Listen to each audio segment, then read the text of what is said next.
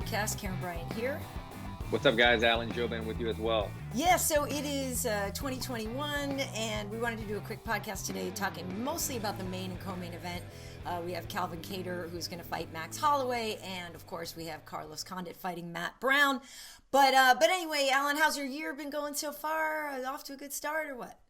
Still kind of unfolding, but it looks like there's some opportunities coming. You might have some color commentary gigs and whatnot. But yeah, I was just telling you before the show started, like I'm hesitant to put down too much on my goal sheet this year, just because you don't know what's going to happen Right. with the UFOs being released in 180 days or all kinds of stuff. So we'll see what happens. We're taking it day by day right now. Speaking of UFOs, though, Speaking of UFOs, on my Instagram the other day, I did ask the question if people want to go look at KB Heat. I want to know your thoughts. I posed the question about if the zombies are coming and you had to take your three fighters with you, Alan. And no offense, I didn't pick you, but it's okay. I was picked though, Karyn. I saw that, and I think a buddy of mine, Brent, picked me. He had a good list. Me, John Jones, and I think it was Cowboy might have been the third. And I was like, that's a pretty solid list considering we're all professional fighters and we have an arsenal at home, right, and we know how to use it. So you'd feel pretty safe with that random three. Yeah, and it's funny because pick, I wasn't, like, I literally was just thinking about like their fighting ability and like their fight mentality when I made my list. And then people really took it and they're like, well, yeah, so-and-so knows how to hunt. And I've seen this dude over here knows how to do that. And so, because I picked Robbie Lawler because I've always said that Robbie Lawler will lead my apocalypse revolution. I don't care because he'll just keep going. And I picked H.E.A.T. The dude was a paratrooper, but I picked him because like he doesn't stop and slow down. Like even though his knees are trashed against John, like he just kept going. And then I also picked H.E.A.T because I was like, you send H.E.A.T first. you send H.E.A.T out to just wreck about 10 dudes out there, just and then we come up behind H.E.A.T. But like our Robbie Lawler's leading the charge. I thought that made sense. I feel like Gaethje would be more of if the aliens were like, all right, we're going to pick our toughest guy and we're going to make a circle and you're going to have a bare knuckle boxing match. And we're like, okay, go Gaethje, you go. But when it comes to like seek and destroy, I think me, John Jones, and Cowboy got it handled. All right, no, I'm not saying we'll meet up with you. Is the thing. Okay. Yeah, we're coming together. Alliances. Well, yeah. So to your point too about the year, like, who knows what it's going to be? This time last year, we were like, oh wow, I'm going to so and so, and like I guess I went some places, but you just thought it was going to be another year, and then of course we don't know. So I'm not on this Fight Island trip. There are 3 fights coming up on this one. And so we mainly wanted to talk today about Kattar versus Max Holloway. And this is a really entertaining fight. Obviously Max was the champion for a very long time. Some people still call him the GOAT. He lost the last fight to Alexander Volkanovski, who is the champion still. But a lot of people are looking at this like the winner of this should get the next title shot, which I totally think makes the most sense. Some people are curious if Max is overlooking Calvin and already talking about fighting, for the title again. To me, this is a huge opportunity for Calvin. He knows it. You can tell he's aware of it. And it's if ever there's a time to try to fight Max Holloway, it's when he's coming off of 2 losses. That's your best time. Coming off of 2 losses. The first loss, yes, Volkanovski looked unbeatable. I mean, to see somebody be able to be that fast and that accurate against Max Holloway, who's always got that output. He always gets in your face, puts the output in, wears you down, has an unlimited cardio, and to kind of see the reverse style, the explosive, fast, rangier. I say rangier. Volkanovski's a shorter guy, but he was able to dictate the range in the first meeting. The second match, I had picked against Max Holloway, and I know it still haunts me to this day, Karyn, because that fight, Max looked amazing. He completely turned his game plan around, was able to get in Volkanovski's face, make it a very tight fight. And to this day, I really don't know who I have winning that fight. I could see it going either way. It stayed with the champ. A lot of people were upset about that. I don't know that I was upset about it as much as I felt that Max Holloway was able to redeem himself and earn back his loyal followers and fans, or people that might have been on the fence rather, and earn them back and say, geez, look what Max Holloway did. He's a former champion. He made an adjustment on supposedly a Zoom camp, remember, and he fought splendidly, even though he got the loss. So as you said, he's coming off of 2 losses. Now he's fighting Kattar. Man, when I break down this fight though, Karyn, I see Max Holloway, who is the constant output guy, in your face, punches in volume. And I see Kattar, who's the guy that possesses the knockout power. I mean, he's got knockout power. They've fought neutral opponents. They've beaten neutral opponents, but they've beaten them different ways. Where Max Holloway has grinded people out or stopped them TKO or decision. And Kattar has been able to take some of these guys out, knock them out, have the referee step in. So that's the biggest difference that I see in these two guys fighting. Yeah, and it's interesting what you said about Volkanovski, because if I'm not mistaken, he actually has very long reach, and they were saying something weird, like Volkanovski's reach is almost the same as John Jones's, or something strange. He is a shorter guy, but he has very, very long reach, and we all know that Volkanovski used to be a rugby player and was a much bigger guy before. But I don't want to misspeak, but I know there is some crazy stat about, and maybe I can look it up here, Volkanovski's reach. But yeah, I thought the second fight between Max and Alexander was a lot closer, and I kind of maybe thought Max took it in the moment. I haven't rewatched it since then, but I wasn't like, oh my God, biggest robbery in the on the planet. It's not like that, because Volkanovski is very, very good.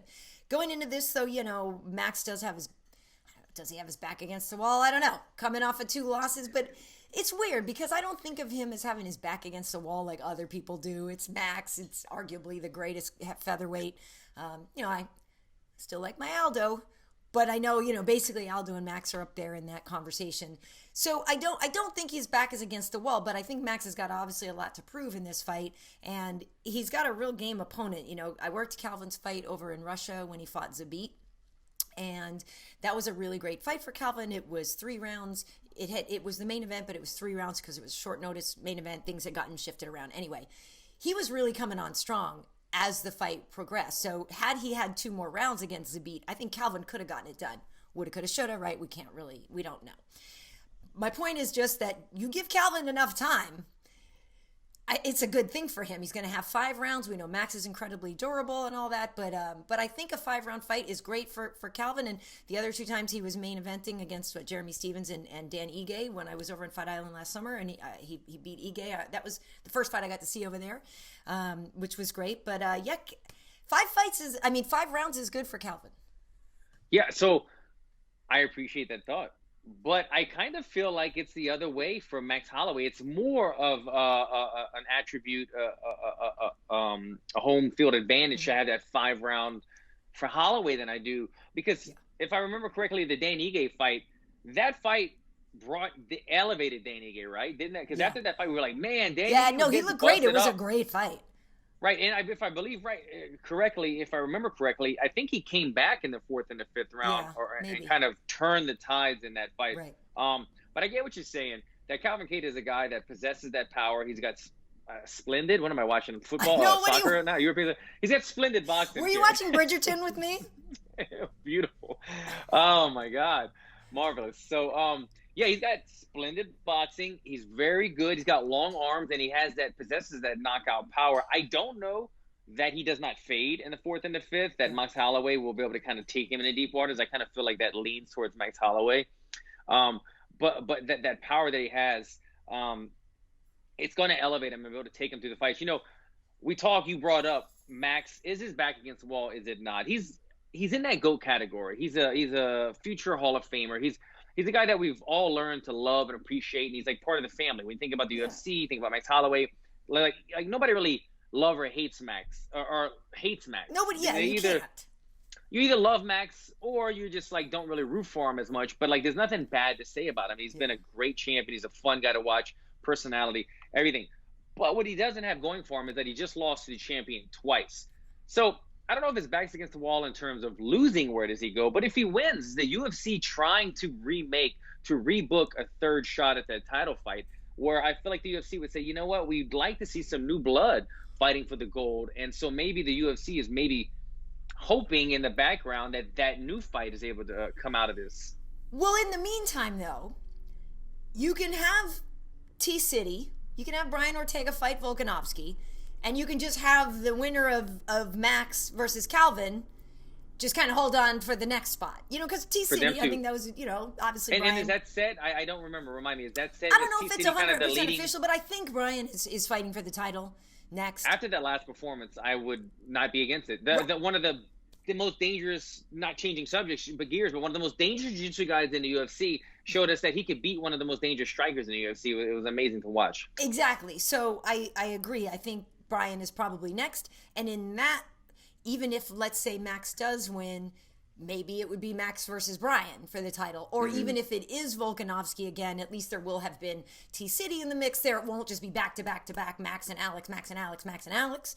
You know what I mean? I mean, and the interesting thing is, you know, we could be talking months from now about a title fight between Calvin Kattar and Brian Ortega. Like, it's wild. And that's what's really kind of cool about this fight, too. And it's almost weird to think of Max Holloway now as the old school, because Maxie Baby is still young and like totally in his prime. Like he's still killing it.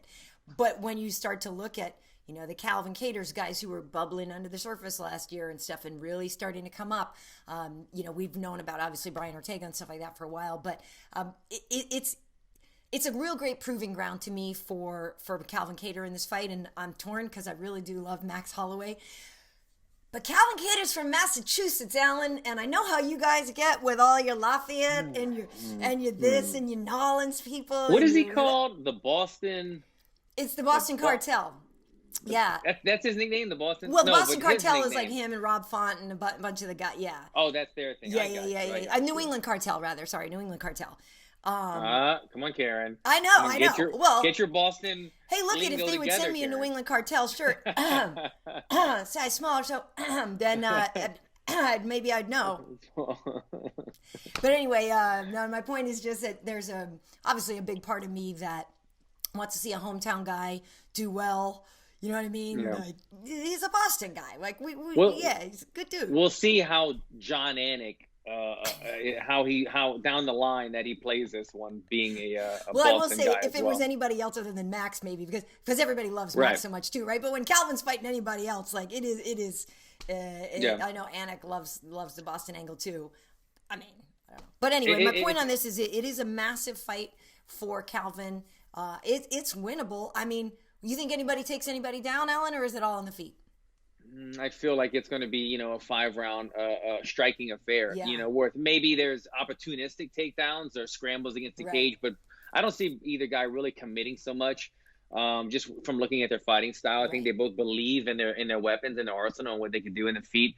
It's tough. Max is in a position that he doesn't really necessarily have his back against the wall, but after this fight, Max will have pretty much fought everybody. I mean, there's nobody in the division that he hasn't fought where Calvin Kattar is still that, like you said, that new blood that we're still saying, oh, this is an interesting matchup. What about him versus him? Or, where Max has fought everybody multiple times probably. So there's nobody that I was kind of saying that, if Max wins, does it cancel out the fight with Volkanovski? Because then that would be the trilogy. Right. But anybody in the top 10, Max has probably fought already. And so Max will be fighting another person regardless, a possible repeat an opponent no matter what happens now. But yeah, it's a division that's up and coming. His last fight, not Max's, but Kattar's last fight, then Ige looked phenomenal. He's another guy that's kind of up and coming. But Brian Ortega in that last fight that he had solidified himself to me as just like he's the it guy again. He took some slack when he got beat up by Max, and he said, "Oh, his striking wasn't there. He was too overconfident in that being a Mexican brawling style, and he got beat up, and he took all that time off, got healthy." Came back and looked phenomenal against the Korean Zombie, I think it was. And now he's that guy. So now Max Holloway, Calvin Kattar, they're fighting for that next contender shot. It's going to be a fun one. It's a good fight card. It is going to be a good fight card. As a reminder, it does air early. So I think for us, prelims on the West Coast, are at noon or something. Right. Yeah. And then the main card is on ABC this time. So that'll be interesting for folks to, if they've never seen it. I remember when I was doing the CBS fights and we were on network and everyone's like, oh, this will be interesting because, you could just be channel surfing by. I mean, when people used to channel surf, obviously, you know what I mean? And like people might have gotten a little bit surprised all of a sudden to see Kimbo Slice on their TV. But those were some good days, man. That was such fun times. Every time I think about like debuting on a network, it always brings me back to the initial Fox card, which was, I think we talked about this last time, but it was Cain Velasquez and Junior Dos Santos, Yeah. and they built the whole card around this heavyweight title fight, and then Junior Dos Santos knocks out Cain Velasquez in like 32 seconds, and it was like this big, huge letdown, Yeah. and they had all this space to fill and everything, and they had to have the robots fighting and dancing to. It was just kind of, it wasn't how the UFC planned that debut card to go. So I think this one will be different. Yeah, well, that was different too, because I remember we were there and we shot. They had a whole red carpet. If people poke around the channel here, they'll see some stuff from back in the day. And the deal was like the fight, the deal with Fox was going to start in January of a year, and they did that card in November as like a teaser card. But you're right, they weren't prepared for the fact that Junior knocked him out. I think it was actually 68 seconds or 69 seconds. And then the crazy thing was that they hadn't shown the fight prior to that, which was like Clay Guida, right? It was like some amazing fight that they didn't air, and they just built it all up for the main event. And then everyone's like, "What have you done? Like, you should have aired, the other stuff too." So yeah, I don't know. It was a hiccup. I don't know that the ABC one will go this way, but luckily we also have on this card Carlos Condit versus Matt Brown. And when we're talking old school stuff, like this is definitely the battle of two old school greats, two dudes that we just love, two guys that always show up to just throw down. Like, I don't know if any of them is capable of being in a boring fight, or even, when Carlos went on that run where he wasn't winning fights, he wasn't looking bad. He wasn't, there was just a lot of stuff that was going on with him outside of the octagon. He got divorced. There was different things that were going on in his life. And he, because I saw him on Fight Island for his last fight, he was talking about some of the things outside of the octagon that were affecting his performance, but he had gotten things right. And we know he had a great performance against Court McGee over there on Fight Island. So I'm looking to see Carlos just kind of picking up where he left off there, and I thought that was a really nice tactical fight for him. That said, Matt Brown can just come out like a freaking sled. Like he can be so exciting when he's on. So I think this is gonna be a really fun fight. Yeah, I mean, obviously, I love this fight as well. This is a legends fight. Two guys that have been in the game for quite a while, haven't crossed paths yet. I remember when Carlos won, seeing Matt Brown live tweeting on Twitter and kind of asking for this fight, and it got kind of made itself like that off of Twitter very fast. The UFC brass, they loved it, the matchmakers, and they made that fight right away. So finally we get to see it. Matt Brown just turned 40 years old like 2 days ago as he's on his way to Fight Island. So Matt Brown is 40 now. Carlos Condit in his late 30s. I want to say he's like 37, 38. And these two guys are meeting. When I think about this fight, Karyn, I was talking to some guys the other day, and they were saying, I'm going with Condit because he's just too good on the ground. I think they nullify each other on the feet, but Condit's too good on the ground. And I was thinking about it, and I was like, you know what? I remember when I first learned about Carlos Condit, WEC days, and the thing that used to always promote for Carlos Condit was that it is such a not favorable record, an even balanced record. When you look at his victories, it was like 15 submissions and 15 knockouts. And he had such a well-balanced winning career that it was kind of not normal at that time, even today. But by then, the standards, people were either still a little more one-dimensional. They're knockout artists or they're the jiu-jitsu guys in the WEC days. And so he always had that jiu-jitsu ground game where he had long limbs. If you took him down to the ground, he could pop a triangle or he can get something on you because he had good jiu-jitsu. But I feel the point I'm trying to make, over the years, I haven't seen that jiu-jitsu game out of Carlos Condit. I feel like he's kind of not put the attention into jiu-jitsu anymore that he used to do. And he doesn't really care to be on the ground anymore. I mean, we saw Michael Chiesa submit him with the one-arm Kimura. Yeah, and Cowboy Oliveira submitted him as well. So he's taken some submissions. So what I'm getting at is I'm not trying to deflate Carlos Condit. Still love watching him. But I don't see him as a dangerous jiu-jitsu threat anymore. If you put him in an opportunistic position, he will pop a triangle. He will get a submission. He knows what he's doing. But in a 50-50 position, I don't see Carlos Condit going to his back or taking this fight to the ground as much as I see him trying to be opportunistic with knees and clinch and things like that in striking department. What I do see is Matt Brown as being the more dangerous jiu-jitsu guy. Matt Brown is a very decorated – he's an MMA decorated jiu-jitsu player. He's not a guy that people, when they think jiu-jitsu, they think Matt Brown. But when you look at Matt Brown's fights, some of the people that he submitted and the way that he does it, if you put your neck near Matt Brown's torso, he's going to guillotine you. He's going to choke you. He's going to do a lot of these submissions that he's very high level at. I remember when he got Tim Means and other people like that. So I feel like this fight does go to the ground, Matt Brown will not hesitate twice to jump on his guard and Carlos Condit's guard or get on top of him.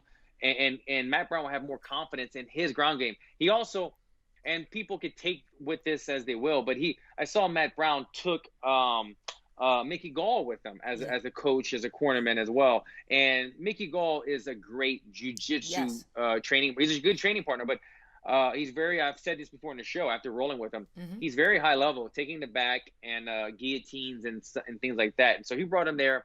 I know that's who he's been grappling with. I know his jiu-jitsu is going to be on point. I feel like Carlos has the stand-up advantage because Carlos is you don't know what's going to happen, right? He has kind of an awkward style. He switches stances. He throws unorthodox things, and he's kind of very, very bouncy. He doesn't stand there. Where Matt Brown at 40 years old, he's much more stationary. So that was a long explanation, but what I'm getting at is I give Matt Brown the advantage on the ground, and I give Carlos Condit the advantage on the feet. So, I know he had kind of temporarily retired before, Matt Brown, right? So did he say on this one that this is his last one or not? I didn't hear anything, but that's what I'm kind of presuming, to be honest. Going into this fight, it's a Legends, if he's fighting another legend. He just turned 40. This would be the perfect fight at Fight Island. I know the crowd's not there, and we don't love that. But if he got the victory over Carlos Condit, to lay your gloves in the octagon over a victory with him, you just turned 40 years old. I mean, it's a great way to do it rather than going and taking another fight against a 25-year-old and hope to see what happens. Yeah, forgive me for not knowing if he did say that, because it seems like it could be for all those. I didn't hear about it either. But I mean, only also because he kind of temporarily retired before, but then came back, right? So. Right, he had a bit of a layoff, But it's interesting that when we speaking of the layoffs and things, because Matt, the last fight that he had was against Miguel Baeza, and he lost that one. But before that, he beat Ben Saunders, who you guys have both fought, and he also beat Diego Sanchez. Diego's another one of these guys who just announced that he was going to be retiring. And so there's some of these guys where you want to. It does seem like an appropriate goodbye fight. Or something like that, right? Because, Diego just announced that he's going to be finishing up. He said he's got one more in him. Karyn? Who should he fight? Now we've done the podcast for years now, so I gather that I kind of know when you're laying the hint down pretty strong, Karyn Bryant. I just... to repeat his name and retirement twice in front of my face like that, in front of our viewers, how dare you? Yes, Karyn is right, though. I'm still debating on where I'm going in my career because I'm about to be 42 this year. But Diego's a guy that I would probably come back for, have another fight. And I say come back for. I didn't make a decision what I'm doing with my career. I'm just kind of focusing on other things at the moment. But like as we just said, Carlos Condit, Matt Brown, they've been in the UFC for so long. They're around the same age. All those things make sense for those guys to kind of go and do that. And I think if me and Diego were to match up for his retirement fight, it would probably be my retirement fight as well. I don't want to announce that like it's an official decision. But if I did fight again, it might be my last one, being that I would be 40 as well. Or getting close to that around that time. But I was Diego really would be a possibility. Well, right. And I was actually suggesting more that not necessarily that you'd be saying goodbye, but that's a good... That Diego should be looking at you as an option for a goodbye fight is all I'm saying. Because you're around the same age. You both like to strike. I mean, we know Diego's obviously got jiu-jitsu and all that as well. But, it just seems like there are certain people who have been around a little bit. And like even though we saw Diego fight Michel Pereira and stuff like that, same thing. Like Diego was from freaking Tough One. Don't make him fight a 22-year-old dude on his way out. Yeah. Like he was the real first Ultimate Fighter. Right. I mean, people forget that before the Forrest Griffin fight happened, he won first, right? He was the first one to actually win. So he's actually the original Ultimate Fighter. He's had a long career. I like what he said, man. He said something about no more damage. It's time to start the healing. Right. And he announced this fight. And he's had a great career, man. I'm rooting for him. He's had, these last couple of years, personality, people he's hung around has gotten him some heat, and people have kind of dropped off from him. But nonetheless, you can't take his story of his history of fightings and his resume and what he's done for the sport and how many fights that he's put in the UFC. You can't take that away from him, no matter what what his personality and what you think if he's a little crazy or not. Like he's a warrior, and we always got to respect him for that. So we'll see what happens with that. Alan, you guys are all a little bit crazy though. You're professional fighters. A little bit cuckoo. I don't know what you mean, Karyn. Heads up. Hate to tell this to you, Alan. But anyway, yeah. So that's the co-main, Carlos versus Matt. I do think it's going to be an exciting fight. Win or lose, both guys are legendary. Like, they're both great. I think they're really going to perform for us. We also have Santiago Ponzinibbio is coming back finally. He's been out forever. A guy who in your division was making big waves and had injuries and different things. So it's exciting to see him back. Joaquin Buckley's on this card, who, of course, landed that kick over there on Fight Island last time. So, yeah, I mean, it's been a little tough, Alan, to sit around without fights to cover and stuff like that. Like, I know. You definitely get a little antsy. So it'll be fun to have some more face punching this weekend. Yeah, I know. I mean, like, it seems like it's been forever because we had fights weekend after weekend for so long going into the holidays. And then the last card, we get cut short for like 3-4 weeks without anything. But now Fight Island has arrived and we get 3 fights in a matter of 7-8 days. And so it's going to be a jam-packed, fun week for us. Yeah, and they've been announcing different stuff for February and March coming up. Oh, we lost you there. But there you are. But yeah, so yeah, we're getting the groove going. And Alan, we wanted to keep this one kind of shorter today, and just do our main and co-main. So I think that's about it. But otherwise, did we stay within 20 minutes? Did we no, make it we went a little over 20 minutes, but that's okay. That's okay. We were close. We were close. Maybe not, but closer than the hour and a half normal. Before we wrap it up, though, Alan, I have to ask you. You've been putting out some videos with your son, Cage, with some fresh moves. And I'm curious, people always ask fighters, like, will you let your son be a fighter? Do you want your son to be a fighter? Like, Cage is coming along. What's his natural ability like? And then, like, how much raw material are you looking at when you see him? Like, are you kind of like, man, this is Alan Jouban 2.0. Well, here now. Yeah. I love when I see him do stuff like that. Yeah. I mean, I get the fire inside of me. Yeah, of course. He's your seed, your baby, your kid, and like, wow, they could do the stuff that I could do, but even better, and we could teach him now. Yeah. But then the rational part of me sets in. I go, I don't want him to be a fighter. I don't want him to go through all these injuries, the highs, the lows, the ups and downs, the injuries. So yeah, I don't want Cage to be a professional fighter at all. I wouldn't mind him maybe competing one time just so he can get that experience and say, look, I faced my fears. And I want him to know how to fight and to be trained to be able to defend himself and whatnot. But yeah, I don't think I would allow my son to. I don't think I would. I would not allow him if he was passionate about something. How are you going to pull your kids back?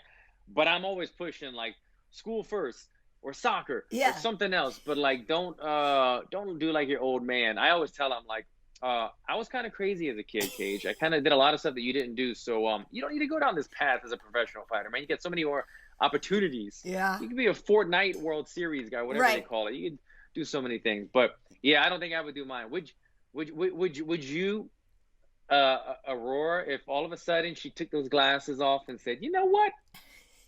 Taking this makeup off. What if she decided all of a sudden she wanted to be a fighter? She came to your mom, I want to be a fighter. How would you react to that? No, baby, no. You're too pretty. No, kidding. That's the thing they always say to girls, right? It's terrible. All of a sudden she's like, no, but I'm really good at it. And she all of a sudden she realized she was really good at it. It'd be hard. It'd be really hard. She's an artist actually, and doesn't really like sports, which is actually hard to deal with when you're really into sports and you're like, what do you mean you don't want to do sports? But she's a great artist and stuff like that. But I know it's tricky because I don't think I would want her to be a fighter either for all the reasons you said, like the injuries, the ups and downs, like the mental anguish of it. It's just an incredibly hard sport. It's just incredibly, incredibly hard. So yeah, I would. Now I might have said you can go be a tennis player, because she won't get punched in the face. So being a pro athlete is not an automatic no. It's being a fighter. Right. Yeah. Even a jiu-jitsu, even if you compete in jiu-jitsu competitions, I'd be fine with. But yeah, getting in there and getting like knocked out and injured all the time, nah. I want my son doing something else. Yeah, for sure. Well, listen, our show is produced by H.E.A.T. You can follow him across the board, and over on Instagram, I'm KB Heat. Like I said, where I ask things like, would be on your zombie team and stuff like that. So you can check me out. Yeah. We got to. You were probably just honorary. Like you were already there with me, right? Yeah. As the MMA Heat team. So it was who are we taking elsewise, right? There we go. But yeah. So KB Heat over on Instagram, Karyn Bryant everywhere else. And if you're watching this on YouTube, please subscribe. Alan, where can everybody find you? Yeah, and follow me as well, guys, at Alan Jouban, all my social media devices. Check it out. Awesome. Cool. All right, folks. Well, thanks for tuning in, and see you next time.